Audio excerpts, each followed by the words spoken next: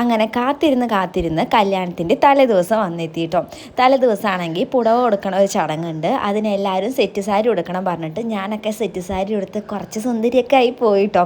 അവിടെ എത്തിയപ്പോൾ ഒരു മനുഷ്യർ റെഡി ആയിട്ടില്ല. ഞങ്ങളെല്ലാവരും കൂടി വേർത്ത് കുളിച്ച് കുറേ നേരം അവിടെ നിന്നു കേട്ടോ. എന്നിട്ടാണ് പുടവ കൊടുക്കണ ചടങ്ങൊക്കെ അങ്ങോട്ട് തുടങ്ങിയത്.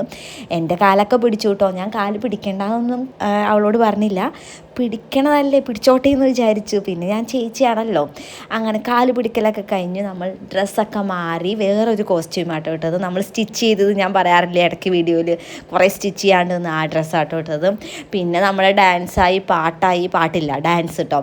ഡാൻസ് കളിച്ചു. ഞാനൊക്കെ ബാക്കിൽ നിന്ന് കുറേ തെറ്റിക്കുണ്ടായിരുന്നു കേട്ടോ. പക്ഷെ നൈനും ആണെങ്കിൽ അടിപൊളിയായി കളിച്ചിട്ടുണ്ടായിരുന്നു.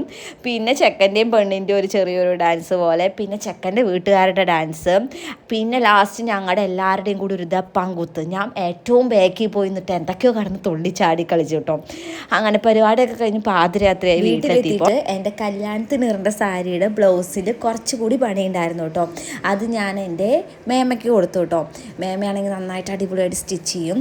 അതും കൂടി മേമയൊക്കെ ചെയ്ത് ഞാൻ കിടന്നുറങ്ങി. മേമ എല്ലാം ചെയ്ത് രാവിലെ ആയപ്പോൾ വെച്ചിട്ടുണ്ടായിരുന്നു. അങ്ങനെ ഭയങ്കര ലേറ്റായിട്ടോ കിടക്കാൻ വേണ്ടിയിട്ട്. അങ്ങനെ എങ്ങനെയൊക്കെ രാവിലെ ഒരു 5 മണി ആയപ്പോൾ എണിച്ച് കുളിച്ച് റെഡി ആയിട്ട് നമ്മൾ നേരെ അമ്പലത്തിലെത്തിയിട്ടോ. പഴയന്നൂർ നമ്മുടെ കോഴി അമ്പലത്തിലാട്ടോ കേട്ടിട്ടുണ്ടായിരുന്നത്. അങ്ങനെ അവിടെ എത്തി. അങ്ങനെ അവരുടെ രണ്ടുപേരുടെയും കല്യാണവും കഴിഞ്ഞു കേട്ടോ. അവരുടെ ഒരു 5 വർഷത്തെ പ്രണയം സഫലമായിരിക്കുന്നു എന്ന് വേണമെങ്കിൽ പറയാം. അതും അവരുടെ രണ്ടുപേരുടെ വീട്ടുകാരുടെ സമ്മതത്തോടു കൂടി.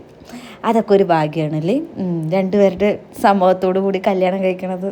അങ്ങനെ നമ്മൾ ഓഡിറ്റോറിയത്തിലെത്തി. ഓഡിറ്റോറിയത്തിൽ പിന്നെ ഇങ്ങനെ താലെടുക്കണ പരിപാടിയൊക്കെ ഉണ്ടല്ലോ. അതൊക്കെ കഴിഞ്ഞ് നമ്മൾ സദ്യയൊക്കെ കൊണ്ട് വീട്ടിൽ പോയി. അത്രേ ഉള്ളൂ. അപ്പോൾ ശരി, ടാറ്റാ, ബൈ ബൈ.